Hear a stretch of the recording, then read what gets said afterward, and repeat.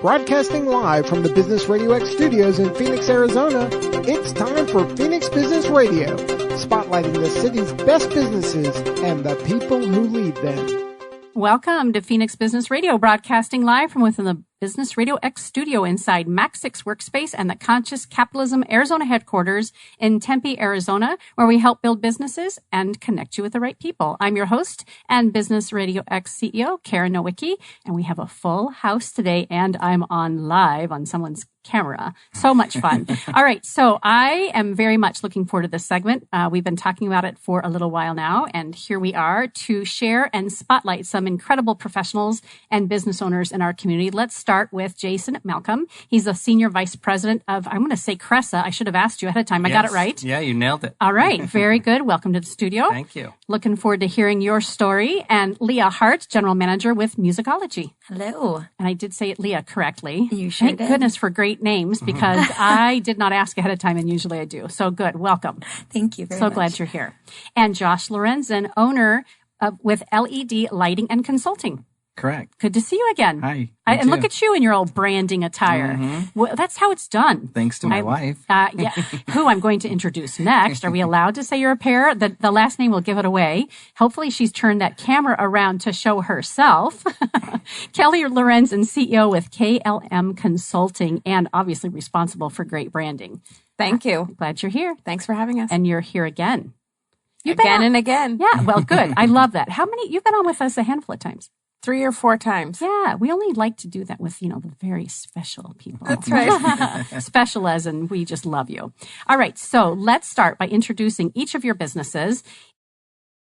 Just tell us who you are, the client base or the customer base and community that you serve, why folks should work with you. I'll help you remember if you forget some of those, and then we'll talk a little bit more deeper about everything that you've got going on. Let's start with Cresa first. Jason, tell us a little bit about Cresa.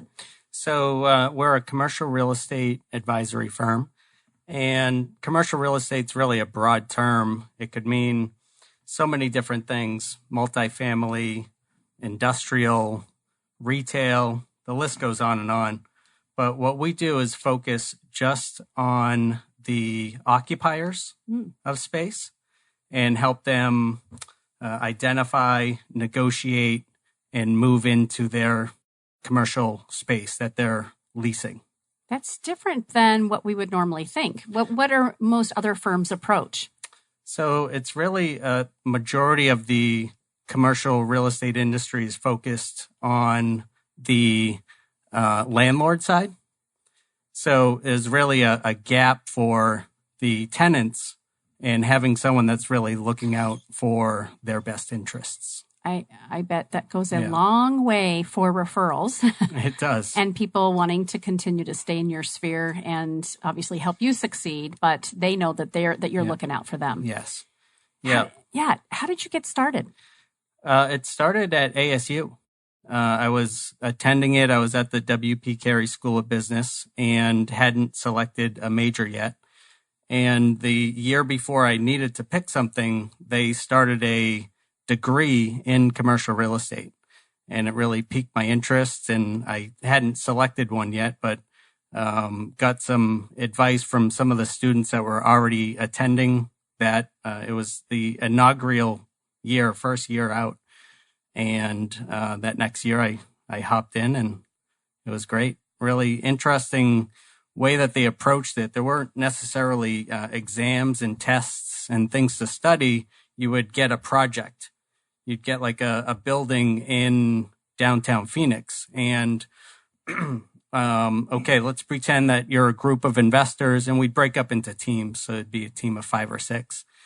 You're a group of investors. This building's for sale. How much should you pay for it, and how would you convert it? What would you do to the building? And you'd have to come up with the numbers on what it's worth, the cost that it would take to convert it to a different use, let's say, the time frames associated with that. Everything that you really need to know out in the real world. So it was really applicable and really set you up. And then additionally, you needed to then present in front of the class. And that was a whole aspect too, is getting up in front of an audience, not quite a radio show, but it prepared you. Yes, that's right. And it really just set it up well, and I enjoyed it a lot and jumped in. I think it was 2 weeks after graduating, I started my career.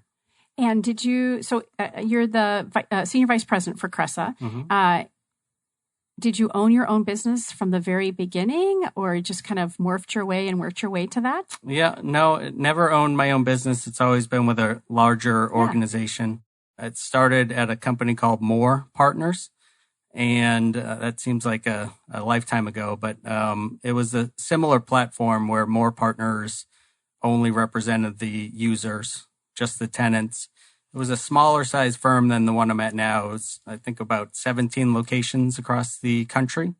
And Cresa is a global organization. So it's a step up to just more services, bigger platform, able to pursue larger enterprise size companies. Yeah. So it's been exciting. And you've been with Cresa how long? 10 years. 10 years. Wow. Yeah. And they're obviously for the 10 years. Have they been here in Arizona all of those 10 years, or were they here even longer before you came on board? They were here before I got here, but it's just the Phoenix office. The company started in 93. And it's interesting how it started because it was a couple of gentlemen that were working at large organizations, Fortune 500 size companies. And they were the directors of real estate for each of these companies, one in Boston and one in Los Angeles. And they weren't getting the services that they would expect because a majority of the companies that are in my arena are focused on the landlord. Right. And they just weren't getting the services that they want. There's conflicts of interest that can arise where, if you're in a city that you're just going to do one transaction, let's say, you need to find a broker in that city that is knowledgeable and can help you find space, but that broker may start steering you towards his listings because he has a portfolio of listings that he's trying to get leased up. So that creates an issue with a conflict of interest, especially if you're just going to come in every 5 years and do one deal, and then you're never going to do another deal again there. So what should I say? They started it loyalty. Because, loyalty just isn't there. Right. Well, they had allegiance too. Again, the landlords, and that didn't benefit. So it's like that saying, if you have a book you want to read and you can't find it, you need to go and write that book. Mm-hmm. So that's what they did. That's what they did. Yeah. Yeah. And that was in 93, just those two offices. And now it's grown to 60 offices here domestically and another 15 or so offices globally. And the thing that you love best about working with Cresa and working for Cresa, what's it? The amount of services that we can provide to users, because what you would typically expect is a real estate broker in my industry, my field, what you would expect is they're going to find you a building, negotiate the terms, and hey, good luck. My job is done here. What we're able to do is spread those services across a lot of other needs that the user is going to have. For instance, how does the space get built out? And who's overseeing their interests with the architects, with the contractors, with all the vendors that will come along, like signage and security and furniture. And we have a big I think there's 100 of these guys across the U.S. are project managers that can come in and oversee that process, where you don't want me doing that. I don't know those relationships and can't, I can't hammer a nail, never mind insert new LED lighting. So, but you know the people who do. Yeah, that's right. Yeah. So you're not only a champion for the tenant, but you're also a great connector. Mm-hmm. And Cresa has a lot of the services already built into what you're doing, but you've also built relationships with other companies and organizations who can fill that void where it wouldn't make sense for Cresa to do. That's LED right. lighting. Yeah. Exactly. Exciting. Yes. What can you tell us about the market right now, the Phoenix commercial real estate market right now? It's healthy. Yeah. It's Hooray. really strong. It is a landlord's market, unfortunately. So unfortunately for you though. For the users, for the tenants that are paying rent, because the rates they're at all-time high. They're projected to continue to do so.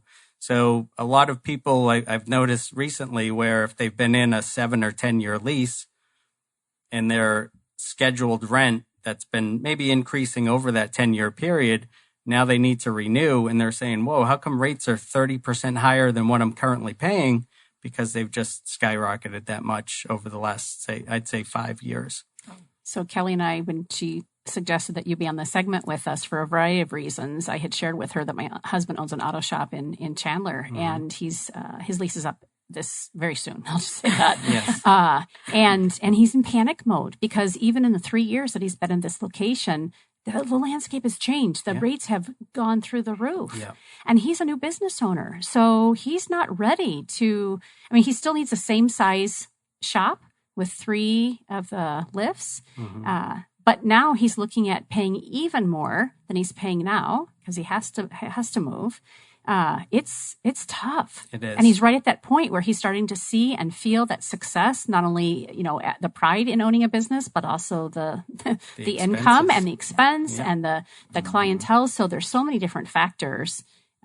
So it's really great to hear that you guys are there for the tenant. It's exciting. It's good. It's not always been that way. And it's nice to be able to offer this.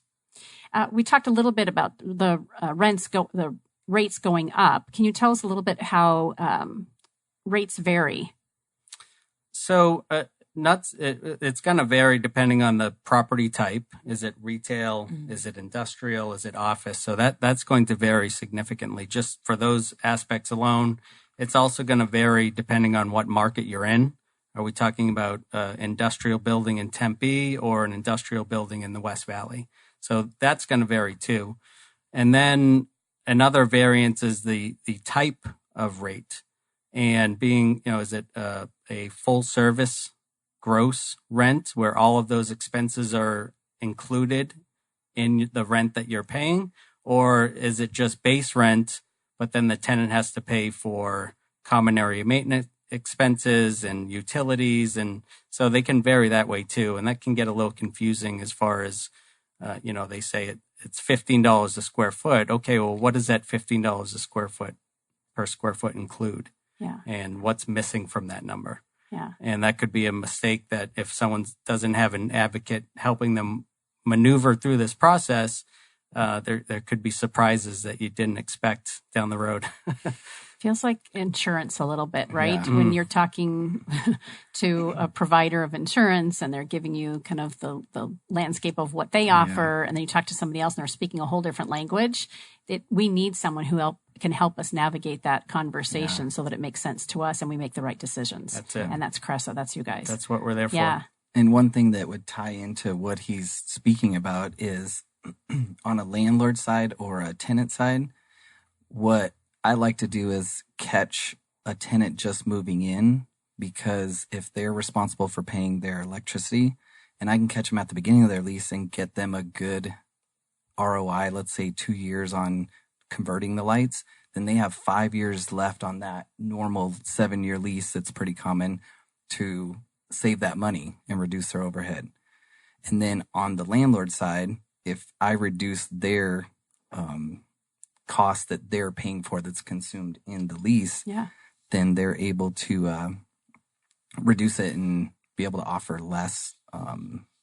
A more competitive rate. Yes, Yeah. correct. Yeah. So there's a little bit of a cost, obviously, initially in shifting. Yes. But the long-term gain, and they begin to experience it immediately after the job is done. Yes, correct. Right. When you convert those lights, it's saving energy right when they're on. Yeah, well, great segue. Josh handled his own segue. Did you like how he did that? I'm winking at him and smiling. I'm like, well done. I'm just going to sit back and turn off my mic. I love it. So let's talk about who you are and why this business for you, because I know you do a couple other things too. Yes. So I have a long 25-year background in electrical. I started in high school, every aspect, everything to do with electrical.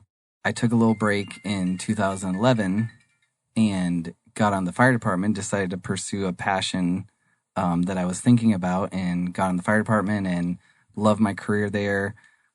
Still fighting fire. Still there. Yep. Yeah, I'm currently an He engineer. saves lives every day. I just got promoted to engineer, so Lives I'm and driving the lights. fire trucks. Yay! Congratulations. Yeah.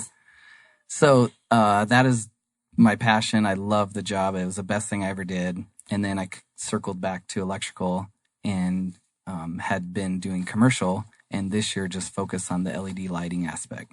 Yeah. So there was a need. Tell us about that shift. Why is LED so important? So I saw it coming. The LED lighting has gotten to be so affordable, and it's changing the environment with saving energy, and it's getting to where it's the costs have come down so much that it just really makes sense. And I think I just read an article. There's by 2020, it's going to be almost a $75 billion industry. Wow. So I kind of saw it coming, Yeah. and I wanted to get in on the forefront and be a part of it because everything's converting. So why not be the one to help them convert? Yes. Yeah. And I know you do that ethically and morally, and really, much like we were talking earlier about Cresa, with those people in mind. Yes. Yeah. So it's great to be on the wave of something that we know is up and coming, but also to do it because you care for people deeply makes a huge difference. Yeah. That's the most rewarding part of electrical is the lights, because once you turn on the lights, then people can put their visions or their spaces or their work areas into, perspective and be able to work. And so it's kind of nice. Can you back us up a little bit and explain what LED lighting is? So LED stands for lighting emitting diode. The difference is so LEDs, the first LEDs were discovered in like 1960.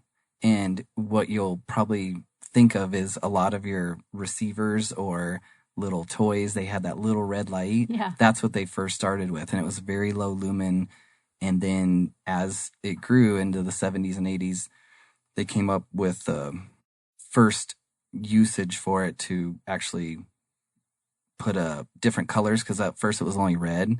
So then they started realizing they could do different colors, and they could start running multiple of those diodes in series to create more and more light, and then started using it outdoors with parking lots and outdoor usage. Street lights was a main one.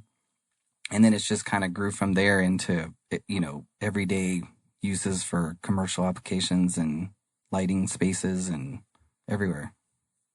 So how does that compare to fluorescent?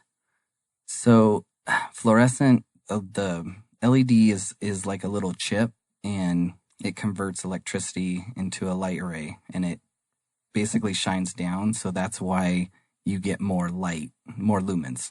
So the average lumen per watt of a LED is around 100 to 130, and it's only 60 with fluorescent. And fluorescent needs reflectors to reflect the light, because it doesn't just shine down, it kind of shines in the general area. And then fluorescent is a gas, so it requires a ballast to not to get into really technical, but it's fascinating. Yeah, get into it a little bit. It's a gas, and so a fluorescent lamp needs a ballast to regulate the voltage, because it has to have a set voltage. It can't have it up and down. And so those ballasts create a lot of heat. And so along with that, you get a lot of energy loss with air conditioning bills, and these ballasts really heat up. And then along with the fluorescent lamps, there's a gas in there. So it's not like you can just throw it away, which a lot of people do. You're actually supposed to dispose of it properly, which we do. Well, you guys help with that too, but we don't as a, because nobody really knows that it's not good for the environment. People just toss it in the garbage, and it actually is a gas, and it's hurting the environment. So we have a company that we use out west, and we actually pay for that service. And I think that's where some people might cut corners, because it's a cost. You have to pay for it. Well, if nobody knows. Exactly. Or don't know. Do Yeah. And so we pay for that service to dispose of it properly. And then the ballasts that regulate that voltage, those have bad chemicals in them. So those are not good. And not all of them you can just toss in the garbage. And LED is sustainable, and it's earth friendly. Yes, and you can just friendly. throw it away. It's just a little chip. There's nothing harmful that is going to harm the environment or, any sort of gas or chemicals. So it's environment friendly, which is nice. Yeah. So such an education. I would have no idea which buildings and which offices have LED lighting or not. Yeah. Is there a way that the untrained eye could see? I mean, is it that? You can see outdoors, exterior on buildings. You can see through the glass. You can see those little diodes. That's the giveaway. You can see the little diodes. Okay. Versus just a lamp or a fluorescent kind of glow or tube.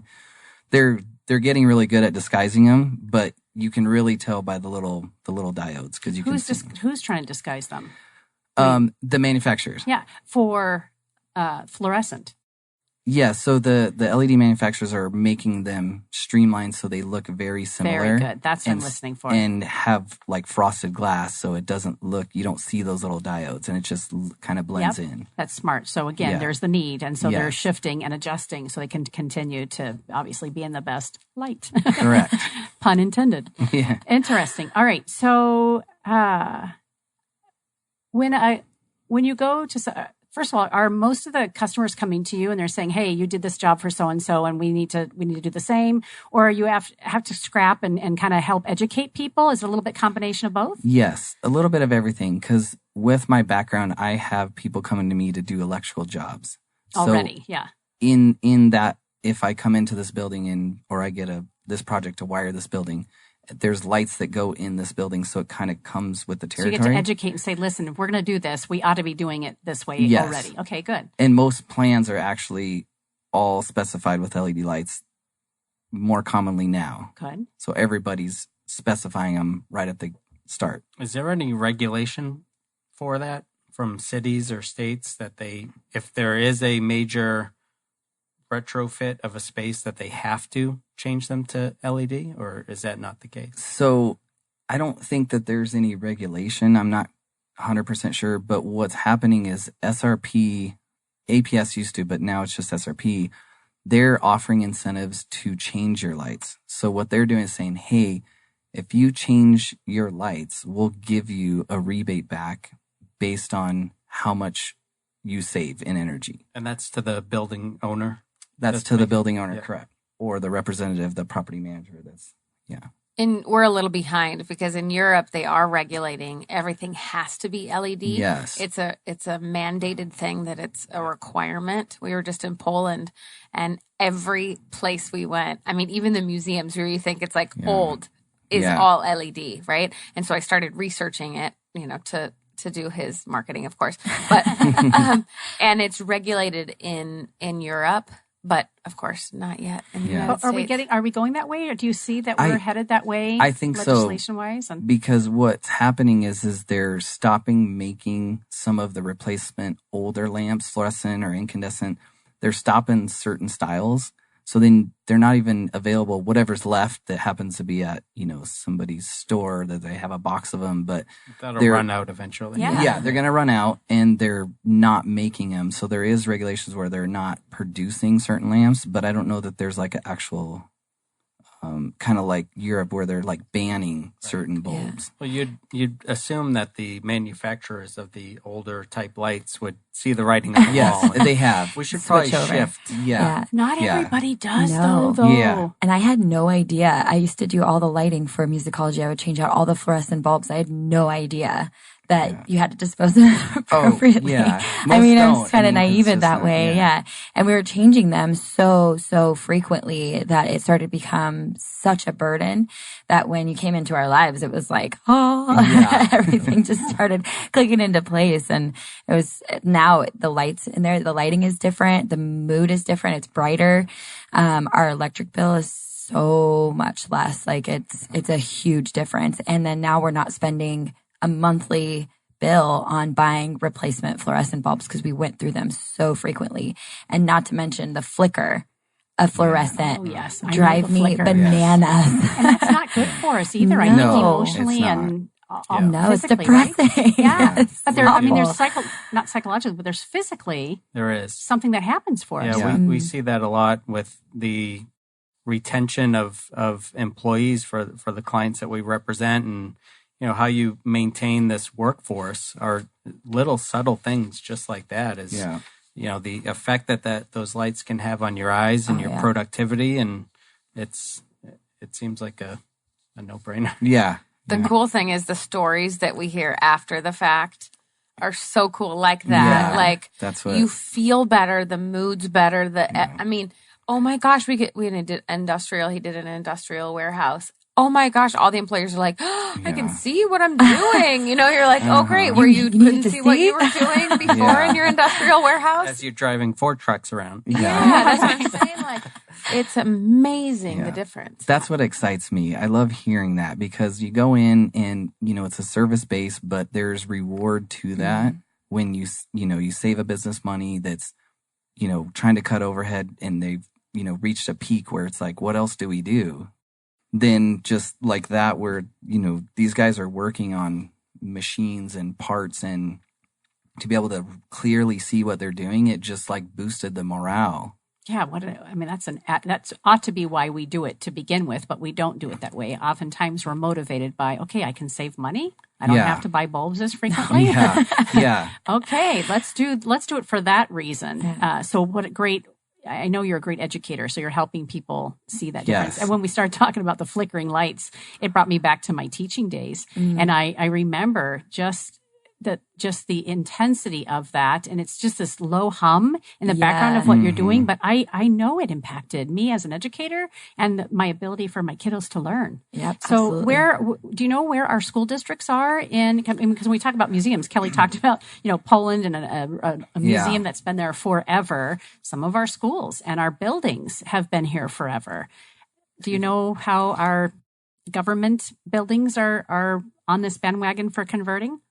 A lot of the private charter schools get money, and it seems that they're spending a lot of it on expanding the school because they're kind of stuck in it's growing so rapidly, the need and demand and adding students. So I think that a lot of the money, at least just from what I'm seeing, is going towards expanding instead of replacing or renovating or making better, So that's partly a target area that I'm trying to hit to, educate and help express those things about what it does for the individuals and the kids, and because that's be huge. Great. Yeah.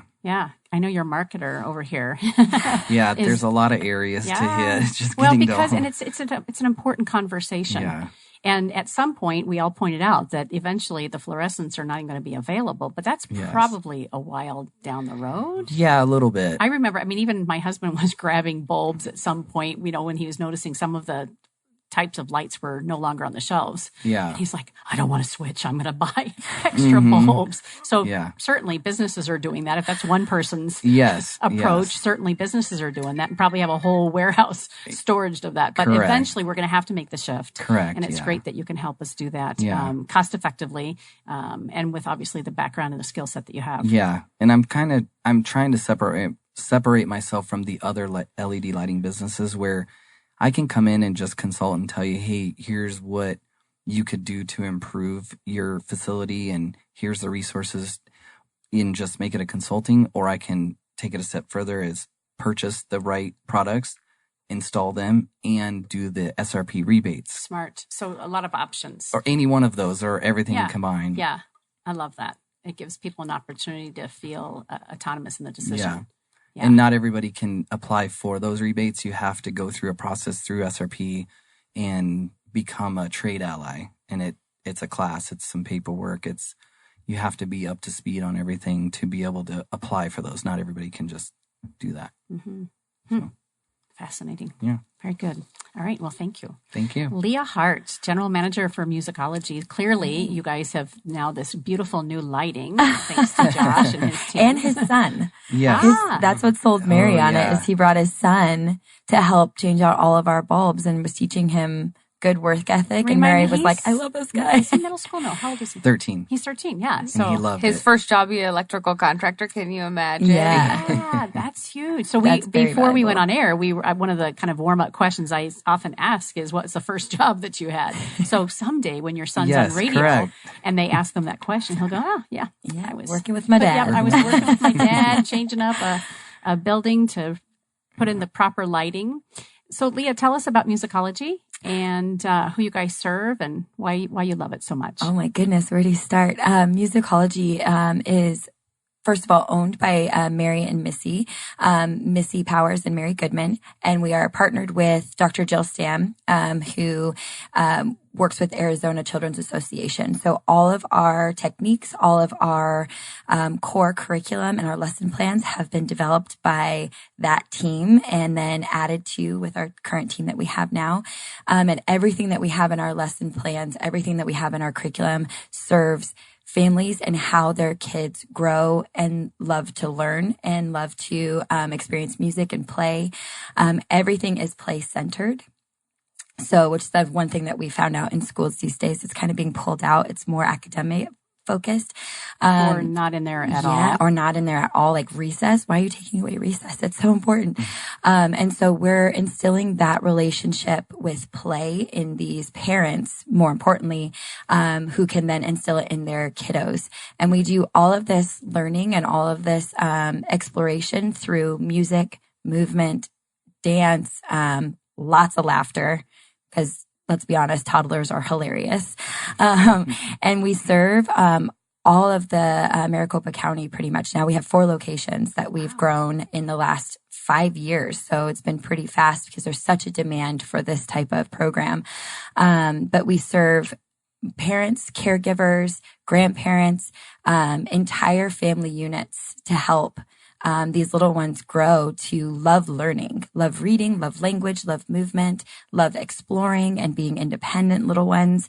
And we're all about wiring that brain for future growth. And it all happens in the first 3 years. It's amazing. And they don't even know it's happening. They don't even know. They don't even know. From the age of 1 week old all the way to 3 years old, that's when 95% of the brain grows and develops.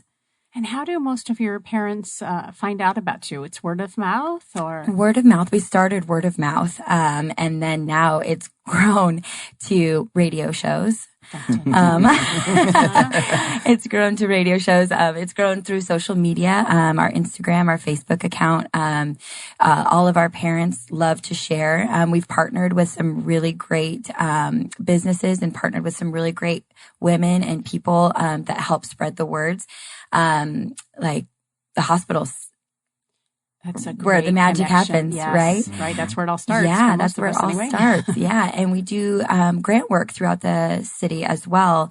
Through our grant works, we are able to touch on communities that are maybe not quite able to do a full 14-week session. Mm-hmm. So we can get out and about to West Phoenix. We can get out and about to East Mesa.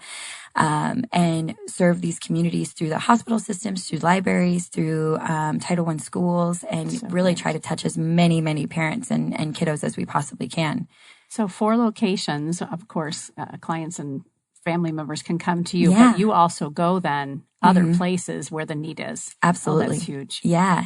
And a couple of recent developments is we got to get into a big classroom with over 80 preschool teachers and do a preschool training to train the teachers that so that they can continue to do. Oh my gosh. Is that the first time y'all have done? That was the first time I did. I don't know if that's the first time Mary did. That's huge, right? It kind of goes to what Josh was saying around making sure that you teach and you educate so that then we can all be helping each other. Yeah. So instead of, keeping it just within musicology, why not teach the methodology and the joy so that they can bring it into those schools, especially our Title I schools that need it so much. And we know that those parents aren't likely able to afford either time or financially to participate with their kiddo because they're either a single parent, they're working, or maybe it's grandparents and there are no parents involved. Right.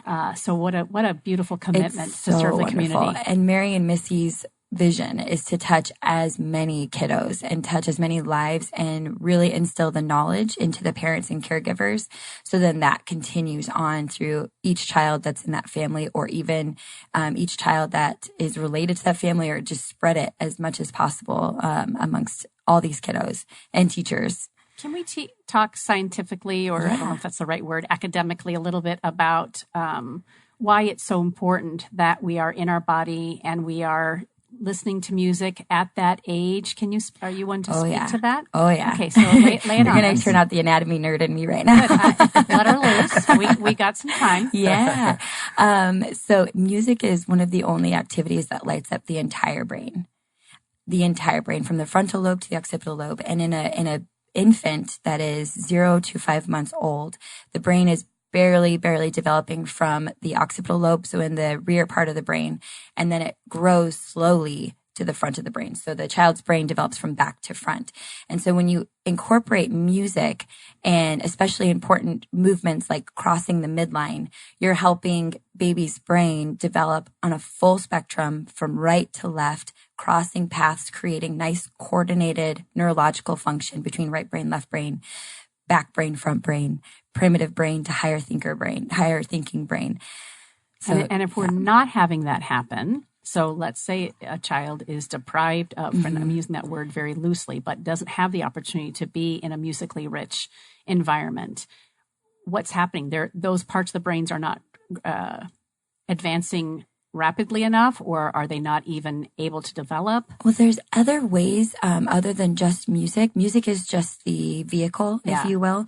A beautiful container for all of it to happen. Yeah, language and talk is really, really the basic function that we're trying to get our parents involved in, is just talking to their kiddos.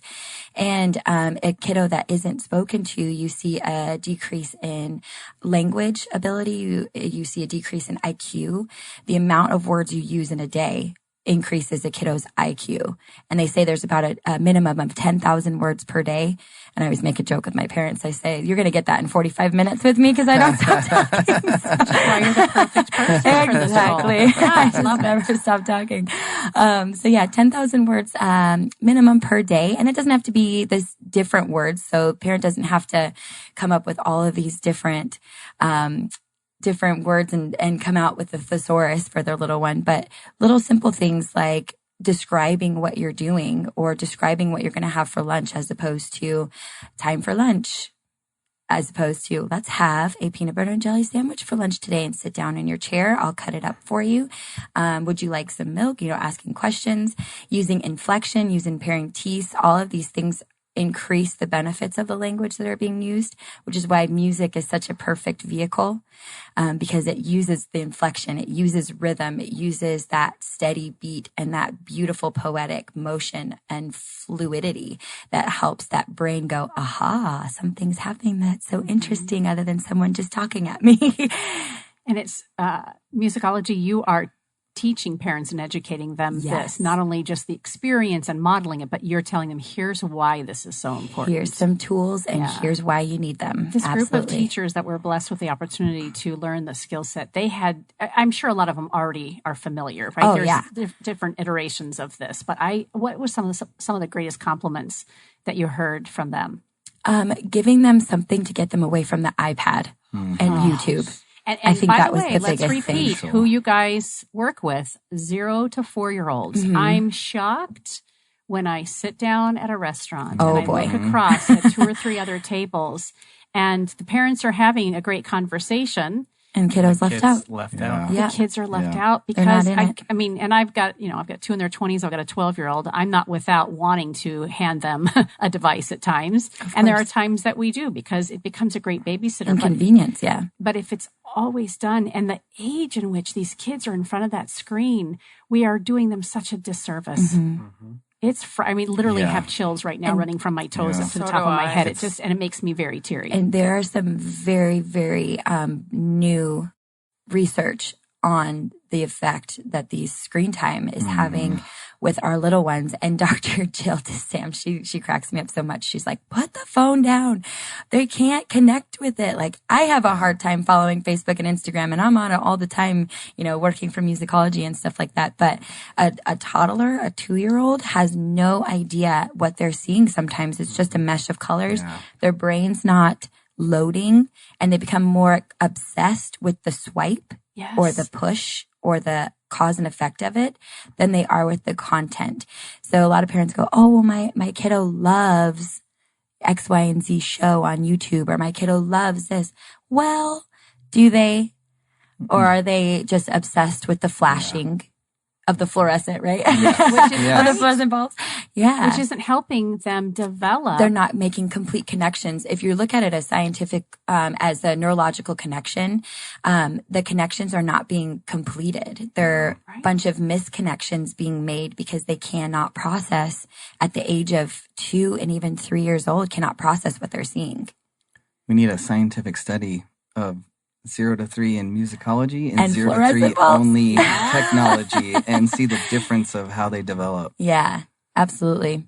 It would be amazing. It's frightening. As much benefit as we get out of technology, for so many reasons, it is something we really have to ethically keep an eye on and continue to manage. Especially in the classroom. Right. Yeah. So my son's in middle school, and a good portion of his curriculum, at least for math, is online. Both all homework is online. And they're teaching with the smart boards and everything. And again, I love that. And yet I'm very grateful that the teachers are making sure that they have the tactile pen to paper, pencil to paper, and the let's have a conversation. Kind of like you described about your college experience, right? At not WP Carey. Well, it was at ASU, but the College of Business. Sorry, I don't know why I pulled. I talked to somebody earlier. They were at WP Carey, College of Business for specifically commercial real estate. Right. But you talked about as a college student having that rich opportunity to experience and try new things and do the things that you're going to actually need out in the field. And do I like this? Right. And totally key. When you were talking about that earlier, I went to NAU and I was going to school as a K-8 educator. Go Lumberjacks. Yeah. I'm a lumberjack and I'm okay. I've never done that on air before. Probably shouldn't ever do it again. I feel so grateful. Yeah, we witnessed it. Right. Let's make that a snippet, Kelly. I'm grateful for my education at NAU and then later at University of Phoenix getting my master's degree as an organizational development specialist. I had to have that. That's how I learn. I had to have those practical experiences, not only to have it make sense to me, but also equally important. Do I like this? Am I good at this? So excellent that you pointed that out. Yeah. And we're talking about you and I, college years, 21 and older. Imagine you are talking about our baby. Critical time frames. Yeah, it's the most important time because that's when you're wiring up love for learning. If they don't love to learn, you're going to see that when they get to college. And for sure, you're going to see that even earlier on. And it's not just the language and it's not just the association with putting paper to pen and reading a story, but it's also association with their own body control and movement. There's a huge study right now of first and second graders that can't even stay in their chair, that they're falling out of their chairs because their bodies have not developed proprioceptors and, their proper musculature to even stay in their chairs. So there hasn't been enough movement in the early part of their lives because they're stationary, looking at a screen or looking at, it's so insane. I think that even ties into the labor workforce. And that's what triggers me. Absolutely. And I have conversations all the time and I go, there's no labor, no workforce for construction type jobs. And in 10, 15 years, people still have to build things. And I think we're losing that because everybody's going technology and maybe not even realizing or having the opportunity that they like working with their hands and physical labor. And we're losing that whole wave of young kids coming into like a construction job. And it's needed. We still need those trades. It will always be. Yeah. Shout out to EVIT, right? Who makes sure that they're there for us.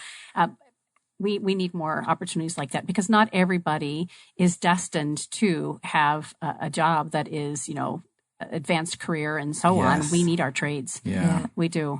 How did you two connect then? So obviously through musicology, has Josh had an opportunity to do LED lighting in all 4 locations yet or? Just the one. We just got the one completed. Yeah. So hopefully we'll get you in the Chandler studios. You've already mentioned though that it's making a huge difference. It's a huge difference. I would associate the flicker with the light with the same twitch in my left side of my eye. But now that that's gone, you can actually focus on, and you try to in the classroom when we're doing something that's super bright and fun and super involved, like right now we're building little birdies' nests for our 3-year-olds, out of just random musical instruments and random toys. They're using their imagination to build stuff. Hey, construction, that's perfect. Yeah. But there was one spot in the room before that was always a little bit darker.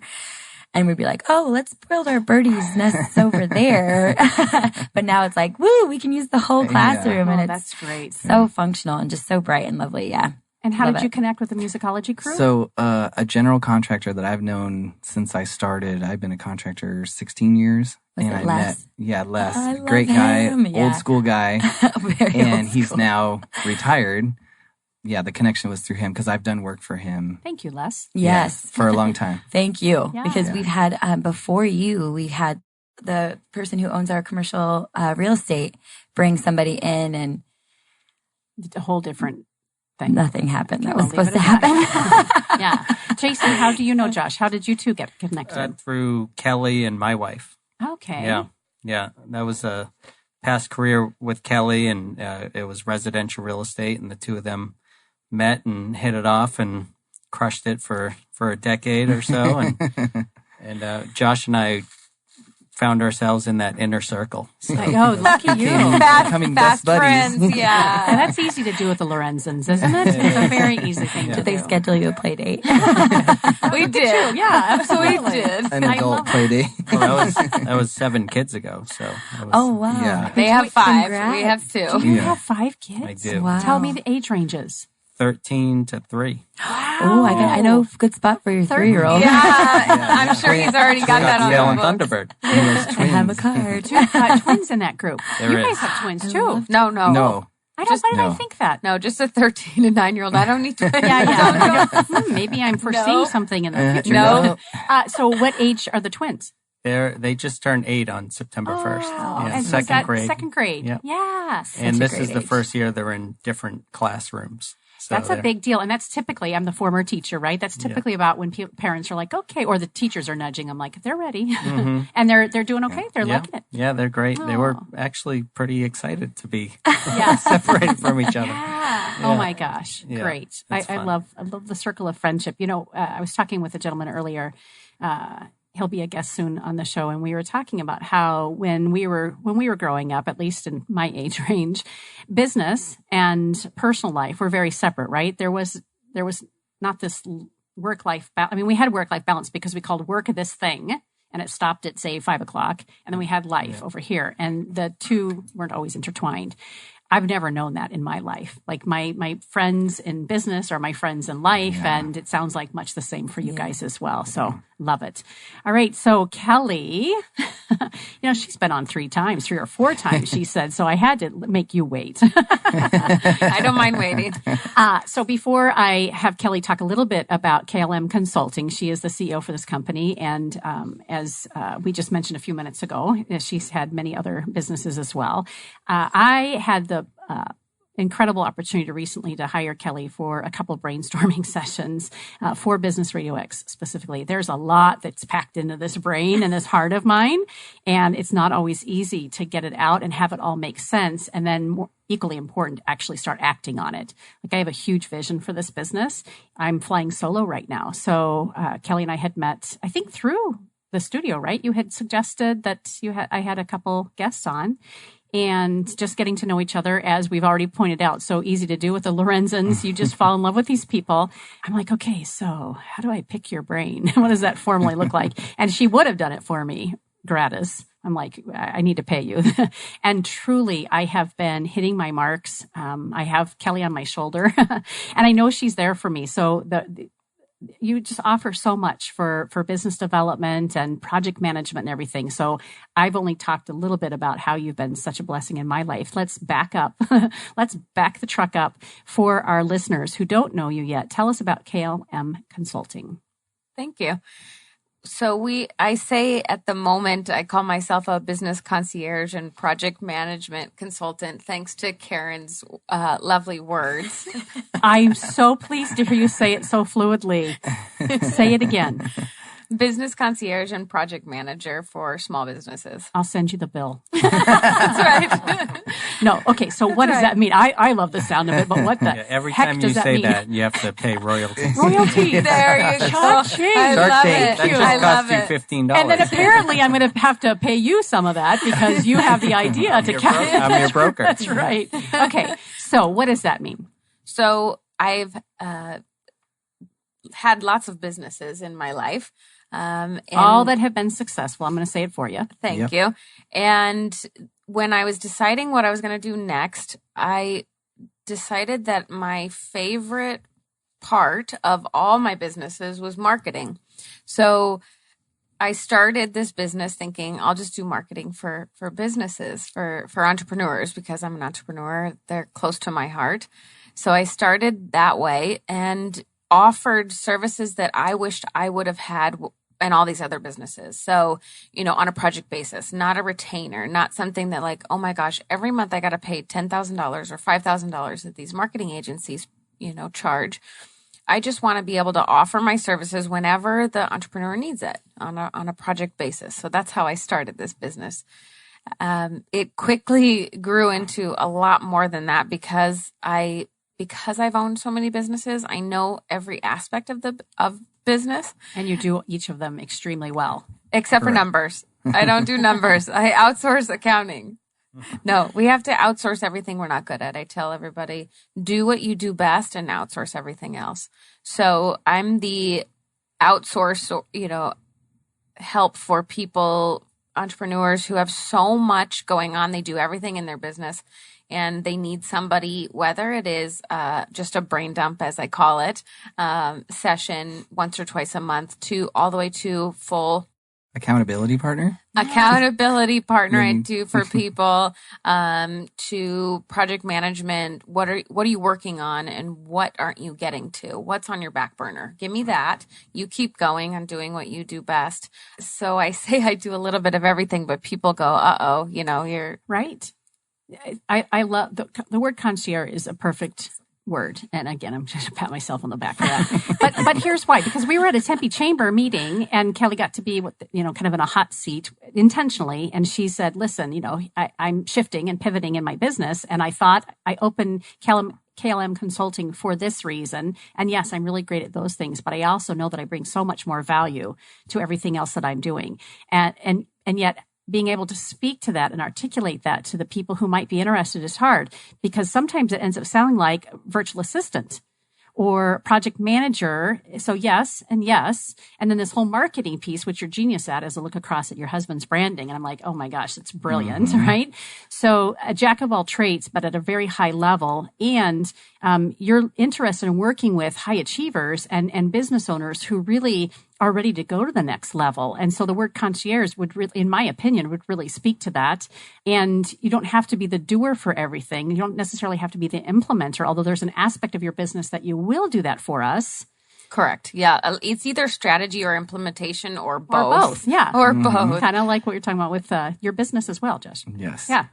Yeah. So from design all the way through to maintaining. A lot of my business is training. So if they have employees that they want to train on social media and you're like, oh my gosh, I'm so overwhelmed, Leah. Right? You're like, Leah probably does everything, as the manager, right, of all these places. And you're like, oh my gosh, I need to hire somebody. I have no time to hire anybody. How am I going to do that? So I'll come in, what are you looking for? Okay, let's hire either an intern or, a virtual assistant or this, right? And then I train them, I hire them, I, get them up to speed on what you're looking for. Or one of my clients is a nonprofit organization and they just lost their marketing department, like the marketing department head. Well, they have to keep going. Like they can't go dark. You can fill that void for them. So I fill voids of whatever is missing in the organization or whatever is necessary. Business development is huge.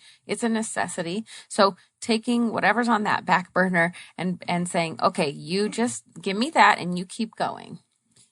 It's a huge saving grace. Yeah, really. And I've owned a handful of businesses as well, many of which have been very successful. And I've helped other businesses get to that next level. So like you, I've done a lot of different things, also not good at numbers. But when you are the individual who's responsible for everything, like I am right now with Phoenix Business Radio, I can't possibly get to everything. I've got a team. I've got some folks in Philippines help me, in Atlanta, but they only focus on certain things. So again, have you sit down with me for those several sessions, and I know we will have many more sessions, because I need to have you there to help me extract it out of my brain, put it into buckets, make some sense out of it. And then the accountability piece that you spoke of earlier is huge. I want somebody who's a champion for me. I want somebody who sees the light and the gifts that I bring. And I know you're that person. And I have not hired people quickly. I've made plenty of mistakes in the past with business coaches or project managers where they've promised certain things, and I've paid a lot of money for that guidance and that expertise, and have been sometimes 3 months in, 3 weeks in, going, this is not what I needed. And they're so cookie cutter, many of them, so cookie cutter that they couldn't give me what I needed, even though they knew how to sell me on it, because they didn't have the skill set and the bandwidth to do it. And that's not you, because you're really clear up front about how and where you can assist and at what point your clients can do it on their own. So now I've taught you, the next layer of this is to let me help you find the employee to take this over. Correct. And you can do it, like you're saying, you can do it just from accountability piece. You just need somebody to have. I loved this idea last night. We had a great session with a lot of close clients of mine, and somebody said, I need a balloon holder. A lot of my clients are creative people, right? So they have thousands of ideas they want to do, and they just chase it and they see the shiny object. No. Come on. Okay. I'll be your balloon holder. What are we working on? Let's stay steady. What's next? What's the process? Let's do it. Give me, what you don't like. I'll do that. So it's really cool. People call me all kinds of different things. Well, which is why finding the right name is so important. She does that for me personally and for business. Because I drive her crazy. I'm spinning all the time. Yeah, you're a balloon releaser. Yes. She's the balloon holder and catcher. One of the things that, Kelly, that you had shared with me, we were talking about my price points. And I'm only 2.5 years into the business and have been growing fairly rapidly. But she just looked me straight in the eye and she's like, you're not charging enough. And I had this lump in my throat, knowing that she's right. But also, like, how do I go about making that shift, right, without doing damage with the folks who are already my clients?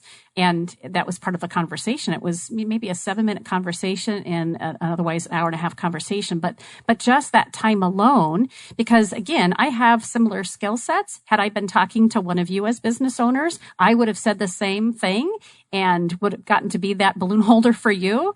But as a business owner, we don't see it, and we get in our own way. So that alone is huge. And coming 2020, my prices are going to double. We talked about that. And I've figured out a way to grandfather in my existing clients so that there's time for them to know and understand that this is why we're increasing, and give them time to prepare for that without just, hitting them between the eyes. So again, I had not intended for this to be a whole, Karen testimonial on your behalf, but I love it. It's just naturally pouring out of me because literally that's who you are to business owners and nonprofits. So as we round out our segment, let's speak specifically who is the right person that you're available to work with. Who is that person? You know that you're good for KLM Consulting if... Two things. One is they already have a job or a business, but really want to start this other thing, have no time for it. I can literally start the business, brand the business, market the business, and give it back to you. And here's your, as I did for LED lighting. Josh was doing, is still doing commercial electrical and swamped. Empire, yeah, which is full time. Right. Yeah. And he doesn't have time to switch his whole branding to, hey, he's been doing lighting forever, right? But let's make it a separate thing. Let's make it an arm of your business. He would never have had time to do that. So give me that. So that's a perfect client, is somebody who has another business or wants a different piece of their business to expand but doesn't have the time, or somebody who's really, really busy and blowing up their business very quickly and just needs a right hand man. I've been there. I've done that. I've started business, grown businesses, sold businesses. So I know that you need a right-hand man, and it can be for a very short period of time, or a lot of my clients, it's at least a year. Some of my clients, they only need me for 2 months to put on a fun event like we're going to do soon. But some of my clients end up saying, okay, what else can I have Kelly help me with? Yeah. So again, it's not cookie cutter. It's very customized, and a lot of different entry points for business owners to be a good fit with you. I have to brag about one thing. There's so many things to brag about her, but the one thing is when you are busy in that position and you tell her, you brain dump her, you give her all these ideas or where you're going, when you say, here's a list of what I want to do, you don't even have to check back to see if it's done, because you're getting the results. Like, cards are showing up at my desk and Facebook sites are being developed and LinkedIn, and everything's just getting done. You don't even have to check in. It's being done, which is great. Well, that's the project manager in you. And not everybody has that skill set. Yeah. Oh, yay. Thank you. Absolutely. Well, we are at the top of the hour. Went fast, didn't it? Mm-hmm. Already did. Yeah, already. So, Leah, if you would end up the segment with us, tell us where we can get a hold of Musicology, and what is the best way for a parent, like how do you get started? All right. So you can check us out on our website, www.musicologyaz.com. If you're a new parent or a new mom, a new dad, or a caregiver that has a little one that you want to get in, if you want to get out of the house, you can fill out a contact form. Our fall session just started this week. So we prorate all of our sessions, so it's okay to join at any time. If you want to check out some of the stuff that we do, we have an Instagram, Musicology Kids AZ, and also our Facebook page at AZ Musicology in Scottsdale and Musicology in Chandler. 2 separate Facebook pages, so you can kind of peep in on what we do and see the cute little kiddos and all the benefits that we like to broadcast. Love it. And for our educators who are listening and may want to connect with you guys with regard to, the train the trainer kind of deal. Oh, yeah. Same, contact us and be specific about what you're looking for. That one I would send directly to Mary Goodman, and the email is mm@musicologyaz.com. Mm-hmm. Monkey. Or Mary. Yeah, Mary Missy. Oh, right. Okay, yeah. good. And that email address one more time for educators. mm@musicologyaz.com. Great. Leah, thank you for Thank you being very much here. for It's great having to me. meet This was you. wonderful. Yeah. Jason Malcolm, Senior Vice President for Cresa. How do we get a hold of you and your company? Oh, well, website would be great. Cresa.com, cell phone or email. Very good. And we'll make sure we have that on our podcast for those of us who are listening. Can we give your work email out as well? Yes. J. Malcolm, M as in Mary, or Malcolm, or Monkey. JMALCOLM, another M for monkey at the end, at Cresa, CRESA.com. Perfect. Very good. Thank you for being here. So great to get to know you. And I know we have a couple conversations coming up around, me growing to multiple locations as a tenant, and maybe even what Mike's looking for a shop. So I'm here to help. Excellent. I appreciate it. And let's have Josh Lorenzen tell us about LED lighting and consulting. Where can we find you? So thanks to my wife and KLM, I'm all over social media now, which I never thought I would be. And email josh.lorenzen@yahoo.com. And I have a LinkedIn, Facebook, and website, ledlightingandconsulting.com. Yeah, very easy. ledlightingandconsulting.com. Very direct. Very good. Yeah, that's what we need to do when we're marketing. Right, Kelly? Right. And Kelly, CEO of KLM Consulting. How do we find you? You can email me, klmconsultingaz@gmail.com. Wonderful. Thanks again, guys. This was a great morning. Much. You've been listening to Phoenix Business Radio, broadcasting live from within the Max 6 and Conscious Capitalism, Arizona, Phoenix Business Radio X studio. Some media